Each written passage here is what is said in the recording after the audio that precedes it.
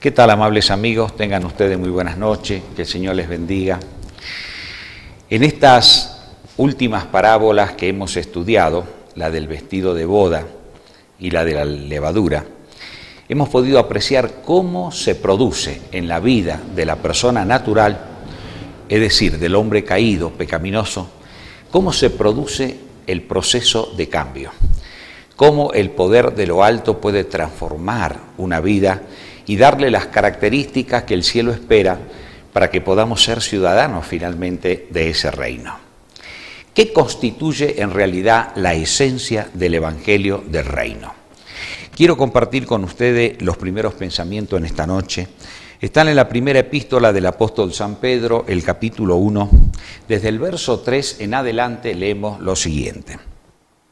Bendito el Dios y Padre de nuestro Señor Jesucristo, que según su grande misericordia nos hizo renacer para una herencia viva por la resurrección de Jesucristo de los muertos, para una herencia incorruptible, incontaminada e inmarcesible, reservada en los cielos para vosotros, que sois guardados por el poder de Dios mediante la fe, para alcanzar la salvación que está preparada para ser manifestada en el día postrero. Qué hermosos pensamientos.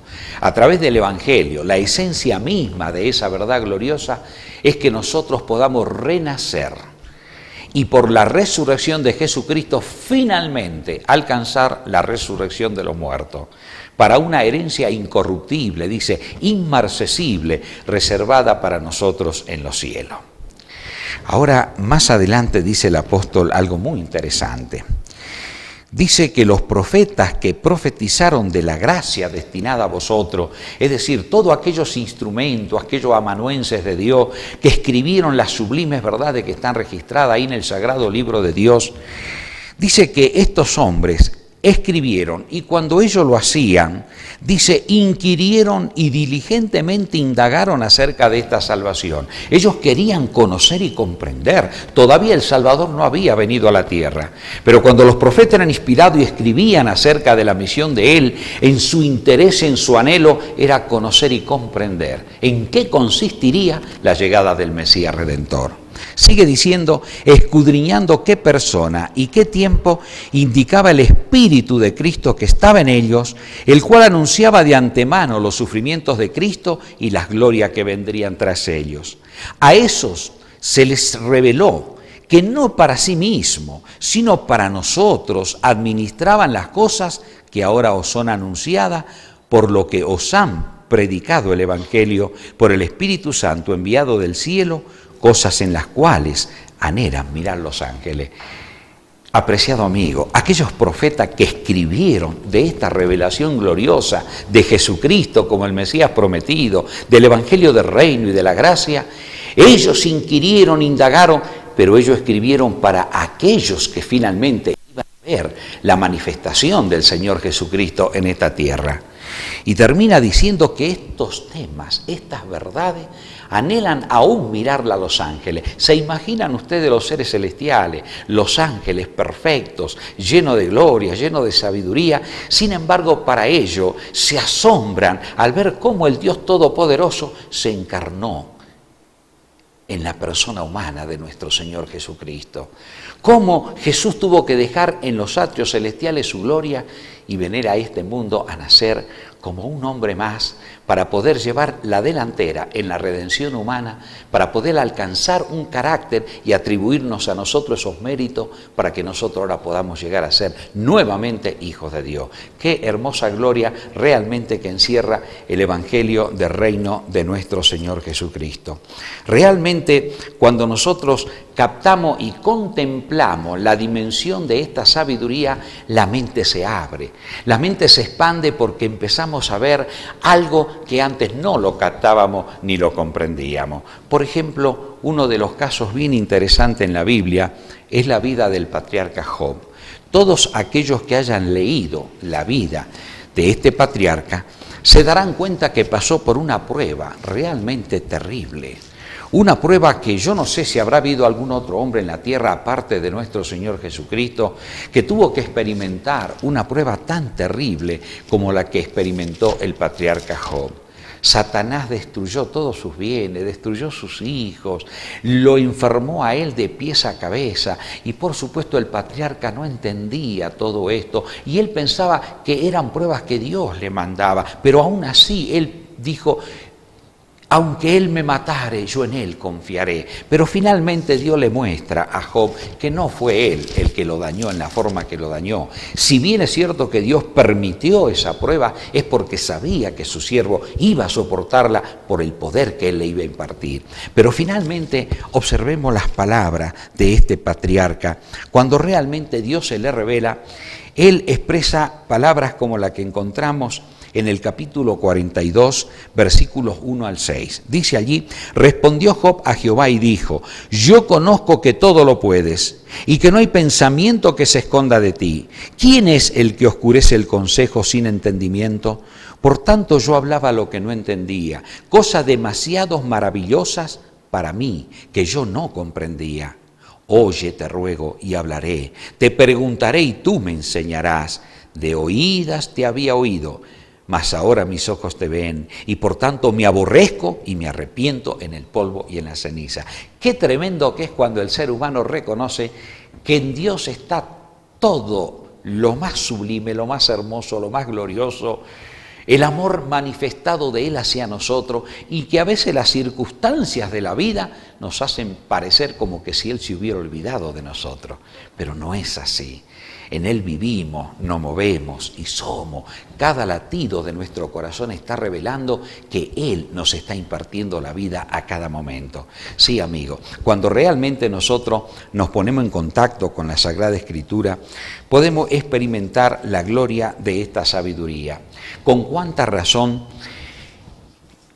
el salmista, que fue David y también Salomón, cuando Salomón escribe sus versos, por ejemplo, acá en Proverbios, en el capítulo 9, dice allí lo siguiente: el temor de Jehová es el principio de la sabiduría, y el conocimiento del Altísimo es la inteligencia.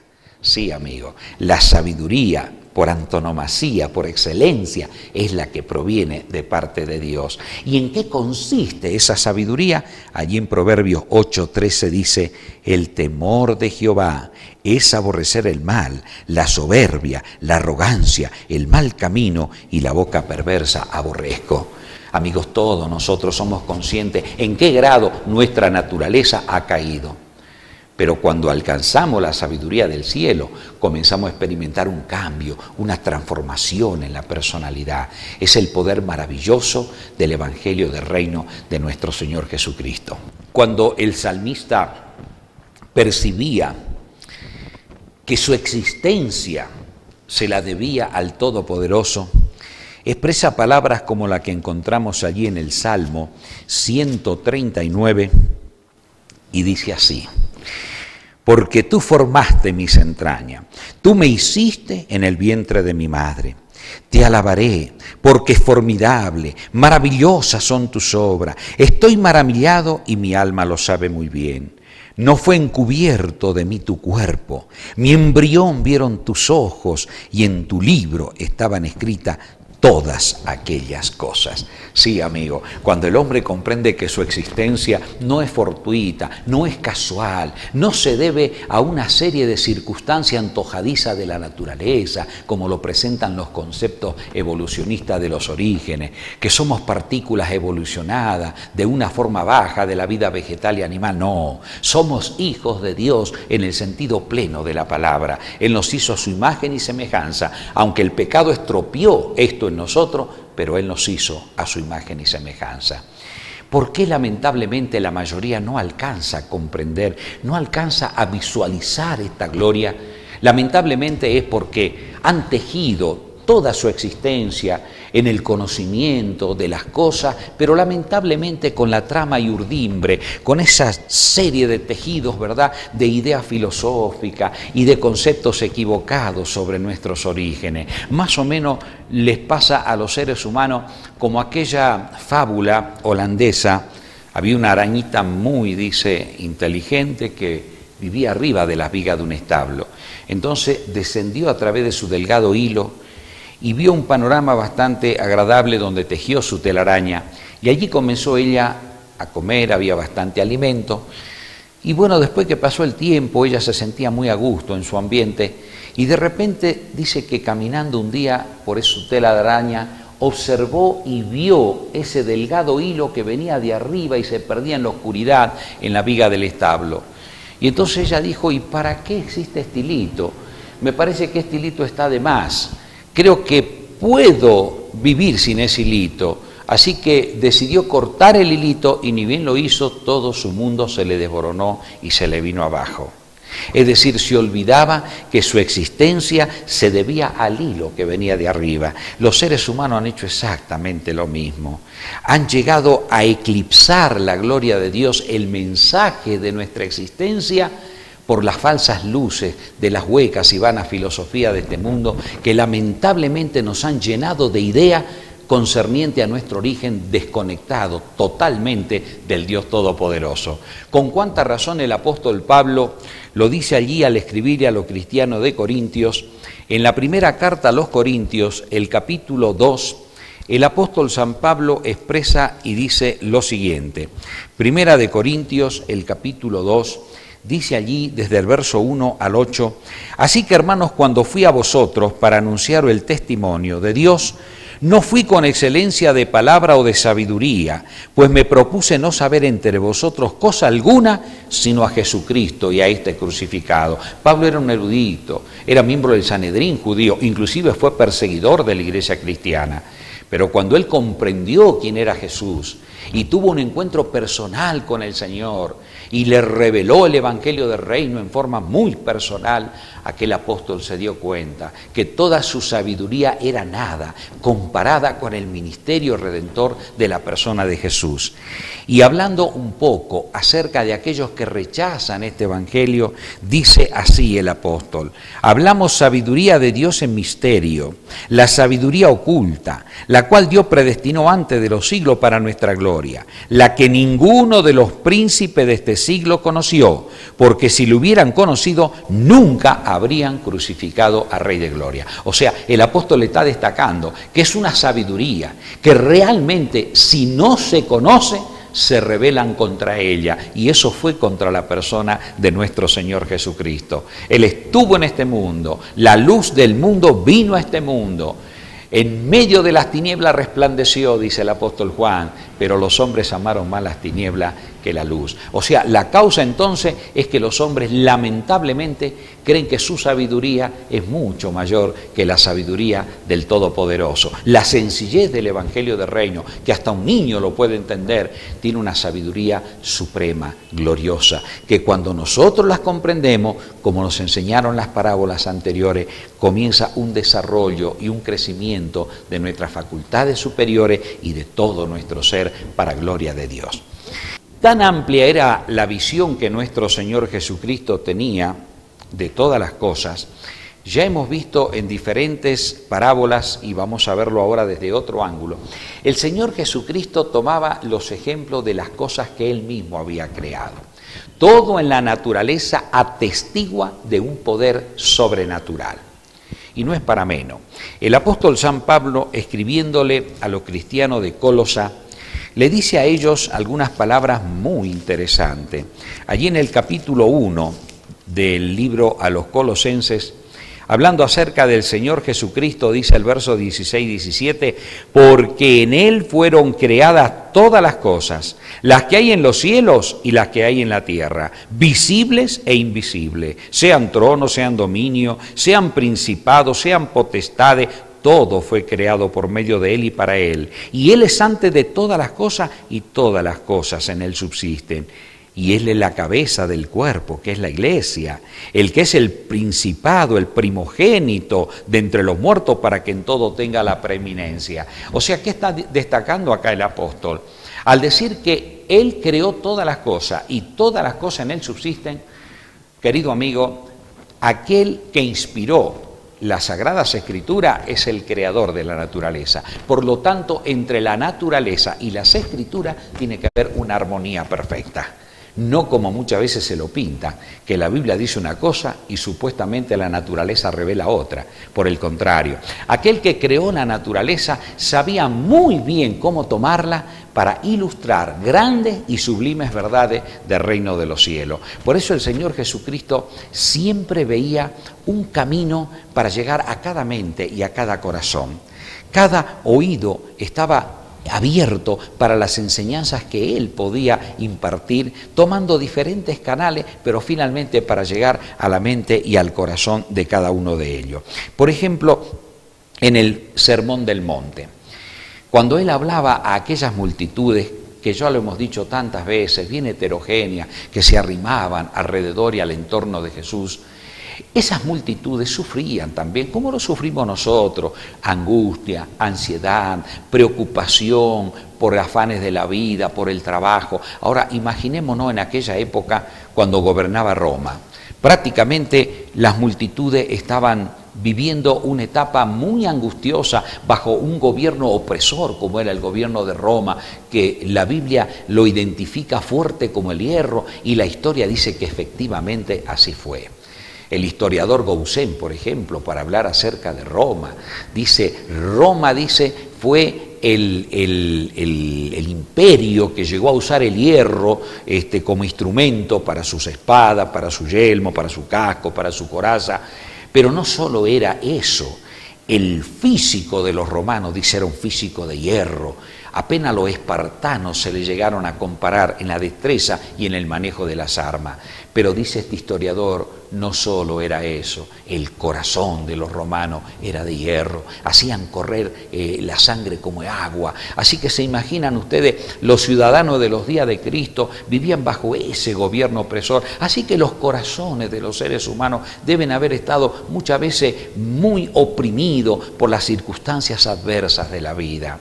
Y en ese ambiente agreste, el Señor Jesucristo les dice palabras tan hermosas como las que aparecen allí en el Evangelio de San Mateo, el capítulo 6, desde los versos 25 en adelante, le dice el Señor Jesucristo lo siguiente: por tanto os digo, no os afanéis por vuestra vida. Se imaginan que la vida era algo importante y es para todos la vida, pero Él le dice, no os afanéis por vuestra vida. ¿Qué habéis de comer o qué habéis de beber? Ni por vuestro cuerpo, ¿qué habéis de vestir? ¿No es la vida más que el alimento y el cuerpo más que el vestido? Bueno, el Señor no está diciendo con esto que no nos preocupemos. El Señor dice, no os afanéis, porque a veces el ser humano vive en un afán constante. Ni siquiera se va a descansar en paz pensando que basta el día su propio afán, sino que en la mente está allí durante los momentos de descanso pensando, afanándose, preocupándose y ni siquiera el descanso es reparador. Así que miren qué tremenda lección que el Señor quería dejar en estas palabras. Dice, mirad las aves del cielo, que no siembran, ni siegan, ni recogen en granero, y vuestro Padre Celestial las alimenta. ¿No valéis vosotros mucho más que ella? ¿Y quién de vosotros, por mucho que se afane, puede añadir a su estatura un codo? Y por el vestido, ¿por qué os afanáis? Considerad los lirios del campo, cómo crecen, no trabajan ni hilan, pero os digo que ni aun Salomón, con toda su gloria, se vistió así como uno de ellos. Y si la hierba del campo que hoy es y mañana se echa en el horno, Dios la viste así, ¿no hará mucho más con vosotros, hombres de poca fe? ¡Qué tremendo! O sea, fíjense en los lirios, fíjense en las flores. ¿Saben ustedes que las personas que estudian la naturaleza, al poner al microscopio las flores, se dan cuenta de los tejidos tan bellos que tienen? Y los botánicos dicen que el lirio es uno que la supera por amplio margen a muchas flores. El Señor está hablando del tejido de los lirios. ¿Cómo sabía Él el tejido que tenían los lirios? Porque Él los creó, porque Él no tenía microscopio en esa época. Así que Él está tomando la figura de esa plantita, de esa flor, que hoy la vemos, mañana ya no existe, y dice cómo Dios cuida de las flores, cómo Dios cuida de los pájaros, y no hará mucho más con vosotros, hombres de poca fe. Por eso nos dice finalmente, mas buscad primeramente el reino de Dios y su justicia, y todas estas cosas os serán añadidas. ¿Qué nos está mostrando con esto el Señor Jesucristo? Que aquellos que hemos llegado a alcanzar la comprensión de lo que Él es para nosotros, debemos aprender a reposar en Jesús. Debemos aprender a confiar en Él. Todos los afanes de nuestra vida, toda nuestra existencia, al levantarnos y al comenzar el trajín del día, debemos decirle, Señor, tómame como enteramente tuyo.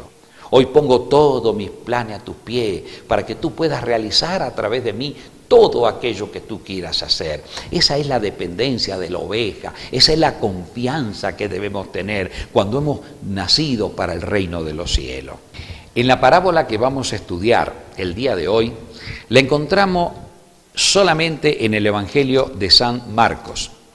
San Marcos, el capítulo 4, allí nos encontramos en el verso 26 al 29. Se titula Parábola del crecimiento de la semilla.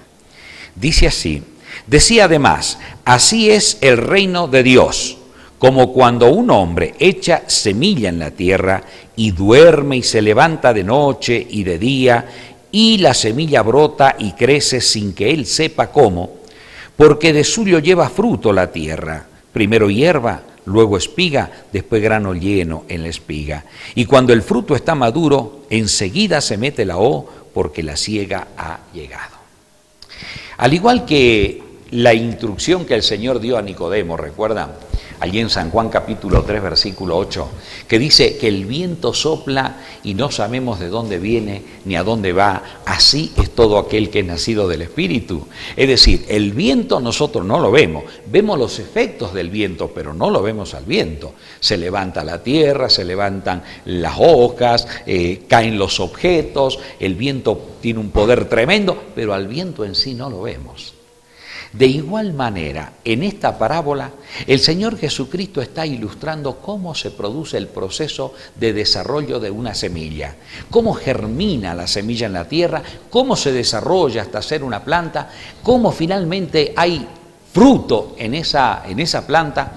Y dice que la persona que lo hace, el labrador en este caso, va y siembra la semilla. Y entonces dice, y la persona dice, duerme, se levanta de noche y de día, y la semilla brota y crece sin que él sepa cómo. Es decir, la persona que tiene una tarea para sembrar, nosotros todos tratamos más o menos orientados acerca de cómo se produce una siembra y una cosecha. El hombre que trabaja en el campo tiene que preparar el terreno, tiene que plantarla la semilla, tiene que regarla o esperar la lluvia que cae del cielo, ¿verdad? Tiene que esperar que se produzca todo ese fenómeno, pero el hombre hace una parte muy mínima. El ser humano no puede hacer nada para que crezca y se desarrolle la semilla en sí misma. ¿Por qué razón? Porque la semilla en sí tiene un poder germinador. Si nosotros la dejamos a la semilla en un lugar o en una bolsita, esa semilla puede estar ahí mucho tiempo y no va a producir nada. O sea que el hombre tiene que hacer la tarea de tomar la semilla, sembrarla, plantarla, pero ¿qué ocurre? Primeramente tiene que haber agua. El agua es un don de Dios. El hombre no puede fabricar el agua en el laboratorio. Tiene que usar el agua que cae del cielo, a través de los riegos, de los ríos, de las acequias, y esa agua tiene que humedecer la tierra. Entonces el sol, por otro lado, tiene que producir el calor. Se produce un fenómeno de electricidad en la semilla, pero el que da la vida para que pueda desarrollar y crecer es Dios mismo. Dios implantó esto. El hombre no puede fabricar la semilla en el laboratorio. Todo es regalo de Dios. O sea, ¿qué es lo que está tratando de mostrarnos el Señor Jesús en esta parábola? Así como hay un desarrollo natural, ¿verdad? Que la persona tiene que hacer una parte, pero el desarrollo en sí de la planta, el crecimiento, el desarrollo de la vida, es un acto del poder creador de Dios. Así ocurre en la vida espiritual. O sea, cuando la semillita del Evangelio ha penetrado en el corazón de la persona, puede ser por diferentes canales, puede ser porque hemos escuchado un mensaje de alguien, porque algún amigo nos habló, porque hemos escuchado un programa televisivo, hemos escuchado algo radial, o hemos leído un libro, o nos hemos acercado a las Sagradas Escrituras por nosotros mismos. Cualquiera sea la causa o cualquiera sea la razón, la semillita llega y penetra a la conciencia y al corazón. Quizás en algunos casos esa semilla puede estar ahí un buen tiempo. Puede ser que la persona no se ha percatado que ha recibido esa semilla. Puede ser que en su vida siga viviendo la vida normal que vivía antes, dentro de su naturaleza caída, complaciente en las cosas que por supuesto degradan nuestro cuerpo y le desagrada a Dios. Puede ser que la persona siga hacia una vida indiferente hacia las cosas espirituales, pero llega algún momento en la vida, alguna experiencia personal, alguna prueba difícil, algo que ocurra, y de repente el chispazo de esa semilla comienza a generar en la mente y en el corazón una convicción de que realmente debemos buscar al Dios Todopoderoso, debemos buscar a nuestro Padre, debemos buscar el origen de nuestra existencia, y allí comienza a germinar la semillita y comienza a desarrollarse el árbol cristiano en la vida de la persona. Este es el sentido profundo que el Señor quiso darnos en la lección de esta parábola. En el Evangelio de San Juan, el capítulo 6, Evangelio de San Juan, el capítulo 6, leemos los versos 26 al 27. Respondió Jesús y les dijo: de cierto os digo, que me buscáis no porque habéis visto las señales, sino porque comiste el pan y os saciasteis. Trabajad no por la comida que perece, sino por la comida que a vida eterna permanece, la cual el Hijo del Hombre os dará, porque a éste señaló Dios el Padre. O sea, el Señor está hablando con esas multitudes que habían venido a escucharlo, pero que finalmente estaban más satisfechos por los panes y los peces que Él había multiplicado en esa forma milagrosa para alimentar a esa multitud tan grande, pero no estaban percibiendo la belleza de las verdades que Él les decía. Por eso les recuerda y le dice: trabajad no por la comida que perece, sino por la que a vida eterna permanece. Un poquito más adelante, en este mismo capítulo, en el verso 47 al 51, el Señor Jesucristo les dice lo siguiente: de cierto os digo, el que cree en mí tiene vida eterna. Yo soy el pan de vida. Vuestros padres comieron el maná en el desierto y murieron. Este es el pan que desciende del cielo, para que el que de él coma no muera. Yo soy el pan vivo que descendió del cielo. Si alguno comiere de este pan, vivirá para siempre. Y el pan que yo os daré es mi carne, la cual yo daré por la vida del mundo. O sea, Jesús está hablando acá con un grupo de judíos que ellos creían que el Señor Jesucristo tenía que hacer un milagro más grande que el que se hizo en los días de Moisés para que creyeran que Él era el Mesías. Porque ellos se captaban diciendo: pero Moisés nos dio el pan del cielo, nos dio el maná. Bueno, primeramente no le dio Moisés. El que hizo derramar el maná fue Dios, fue Jesús mismo el que hizo derramar el maná. Por ejemplo, si nosotros vamos a la carta de Primera de Corintios capítulo 10, versículos 1 al 4, por favor no vuelquen la página de Juan 6 porque enseguida volvemos ahí, pero vamos a ir a Primera de Corintios, el capítulo 10. Ustedes observen lo que el apóstol expresa acá Dice, porque no quiero, desde el verso 1 en adelante, porque no quiero, hermanos, que ignoréis que vuestros padres todos estuvieron bajo la nube y todos pasaron el mar, y todos en Moisés fueron bautizados en la nube y en el mar, y todos comieron el mismo alimento espiritual, y todos bebieron la misma bebida espiritual, porque bebían de la roca espiritual que los seguía, y la roca era Cristo. ¿Quién es el que guiaba al pueblo en el peregrinaje por el desierto? ¿Quién es el que abrió el mar rojo? ¿Quién es el que estaba como una columna de fuego de noche para que el frío del desierto no los consumiera? ¿O quién estaba como una nube para cubrirlo del sol radiante durante el día? Era el mismo Señor Jesucristo. Así que Él mismo les había dado el maná. Y sin embargo los judíos, fíjense en ustedes, esto está allí en el versículo 30 y 31, lo que los judíos le dicen. Le dijeron entonces, ¿qué señal pues haces tú para que veamos y te creamos? ¿Qué obra hace? Nuestros padres comieron el maná en el desierto, como está escrito. Pan del cielo les dio a comer. En otras palabras, ¿qué haces tú más grande que esto? Y Jesús le está diciendo, de cierto os digo, no os dio Moisés el pan del cielo, mas mi Padre os da el verdadero pan del cielo, porque el pan de Dios es aquel que descendió del cielo y da vida al mundo. Le dijeron, Señor, danos siempre este pan. Jesús le dijo, yo soy el pan de vida. El que a mí viene nunca tendrá hambre y el que en mí cree no tendrá sed jamás. ¿Se dan cuenta, amigos? O sea, cuando nosotros nos ponemos en contacto con la maravillosa fuente de verdad, cuando nos ponemos en contacto con las palabras de nuestro Señor Jesucristo, estamos comiendo, estamos bebiendo, estamos recibiendo la bendición que proviene de Él. Por eso les decía a un principio que el que se pone en contacto con las Escrituras se pone en contacto con la mente de Cristo, porque empieza a beber y empieza a fluir a su ser todas las preciosas verdades que Él nos dejó, que no son más que parte del reflejo y el trasunto de lo que Él es. Todas las enseñanzas que nos impartió es para que nosotros alcancemos el ideal que el cielo espera en esta vida mientras aguardamos el retorno de nuestro Señor Jesucristo. La preparación idónea para poder estar en el reino de los cielos. Sí, amigo. Saben, a veces hay dos dimensiones que nosotros no la captamos. Una es el haber aceptado a Cristo como nuestro Salvador personal, el haber recibido la semilla. Pero otra es el desarrollo de la semilla que tiene que crecer y que tiene que desarrollarse, que sería nuestra preparación, nuestra idoneidad para el reino de los cielos. Por ejemplo, les voy a poner un ejemplo bien sencillo. De repente viene una empresa aérea prestigiosa, digamos, del mundo, y nos dicen, señores, todos ustedes acaban de recibir un pasaje para ir a Alaska. Ahí está el avión en el aeropuerto, pueden ir a tomarlo porque es un viaje gratis de ida y vuelta. Y tal es el entusiasmo y tal es la emoción que nosotros salimos todos, nos vamos al aeropuerto, el avión parte, pero resulta que una semana después el avión está regresando con los cadáveres de todos nosotros de Alaska. ¿Por qué razón? Por una razón muy sencilla.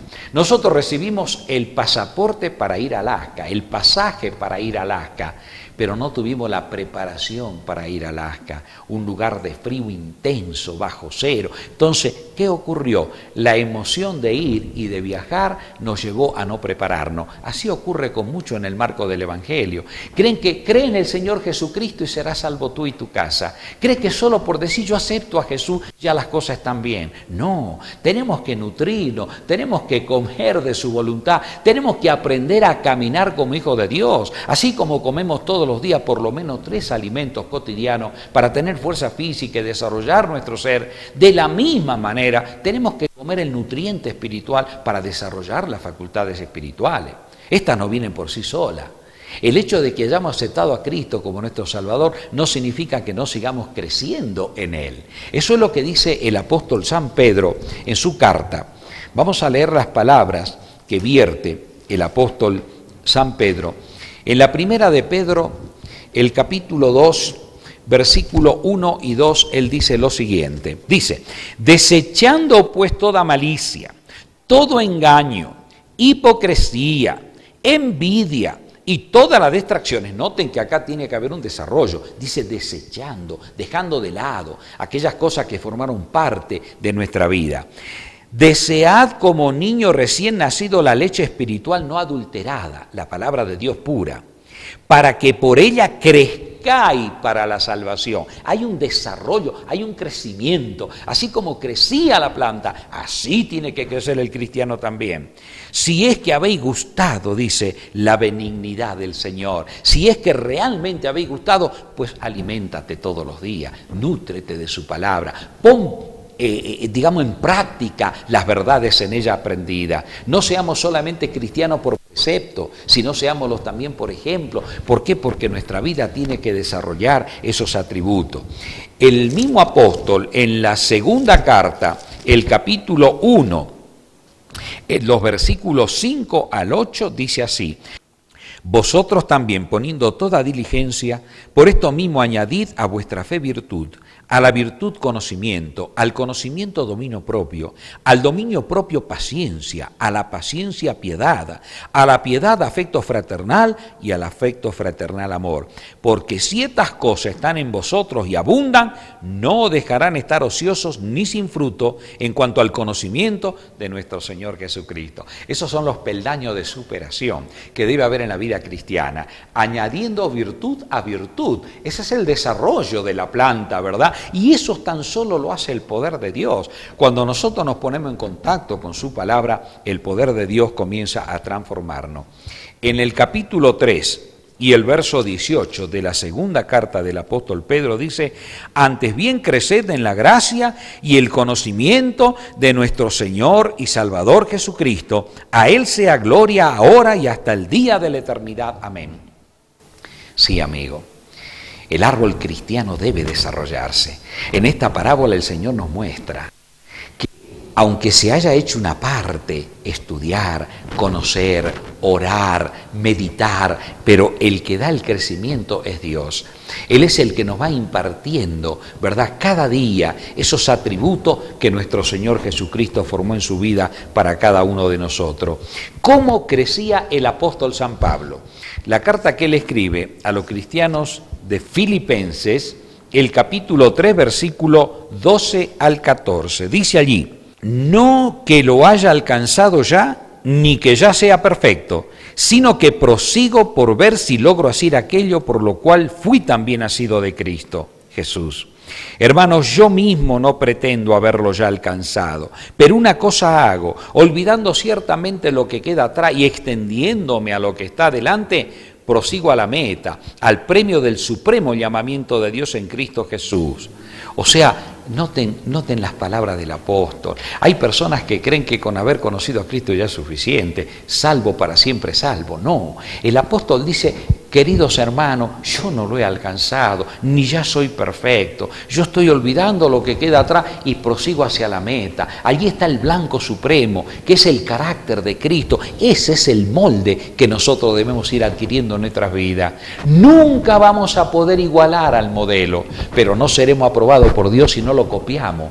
Y en la medida de la capacidad que Dios nos ha dado, lo imitemos cada día. Ese es el desarrollo que el Señor está esperando en nuestra vida cristiana.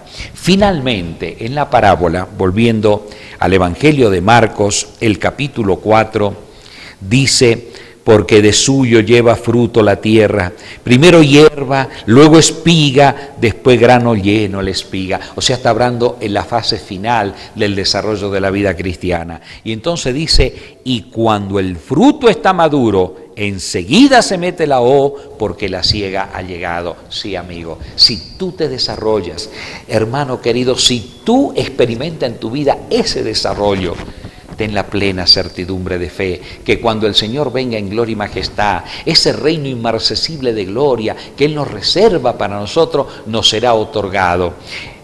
En el libro del Apocalipsis, en el capítulo 14, nosotros nos encontramos con ese momento histórico cuando Él aparezca en las nubes de los cielos en gloria y majestad.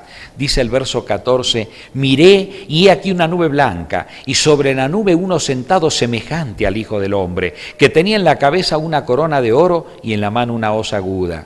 Y del templo salió otro ángel, clamando a gran voz al que estaba sentado sobre la nube: mete tu hoz y siega, porque la hora de segar ha llegado, pues la mies de la tierra está madura. Sí, amigo, cuando el Señor Jesucristo vuelva en gloria y majestad, tú que te has preparado, no importa que haya descansado en el sepulcro o si estás en pie cuando Él venga, ¿verdad? Lo importante es que estés preparado.